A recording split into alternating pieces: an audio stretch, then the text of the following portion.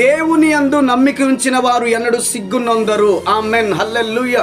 దేవునితో అనుదినం ప్రార్థన, సహవాసం, వాక్య పరిచర్య, వాక్య ధ్యానం ఇలాంటి అనుభవాలు ఉంటున్న వారు ప్రియమైన దేవుని బిడ్డరా ఎన్నడూ సిగ్గునొందరు అని దేవుని యొక్క వాక్యం కీర్తనల గ్రంథం 22వ కీర్తనలో 5వ వచనంలో వ్రాయబడ్డది ప్రియమైన దేవుని బిడ్డరా. ఆమెన్, హల్లెలూయా.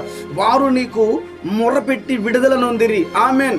నిజమైన స్వస్థత, నెమ్మది, సమాధానం, ఆరోగ్యం, అభిషేకము, ఆశీర్వాదం అనేది మనకి ఎప్పుడు కలుగుతుంది అంటే ప్రియమైన దేవుని బిడ్డరా ప్రార్థన చేయాలి. విడుదల కలగాలి అని అంటే, నెమ్మది కలగాలంటే ప్రియమైన దేవుని బిడ్డరా మొరపెట్టే అనుభవంలోకి మనం రావాలి అని చెప్పేసి పరిశుద్ధాత్మ దేవుడు ఈ ఉదయం నీతో మాట్లాడుతున్నాడు. ఆమెన్, హల్లెలూయా. లేచిది మొదలుకొని పడుకునేంత వరకు ప్రార్థన, మనసులో ప్రార్థన, నోటితో ప్రార్థన, ప్రార్థన గదిలో ప్రార్థన, ఇలాంటి అనుభవం కలిగిన వారే విడుదల అనేది చూస్తారు ప్రియమైన దేవుని బిడ్డరా. ఆమెన్, హల్లెలూయా. దేవునందు నువ్వు నమ్మక కలిగినావా అయితే నువ్వు సిగ్గుపడవు. దేవుని కృప నీకు తోడేను నడిపించును గాక.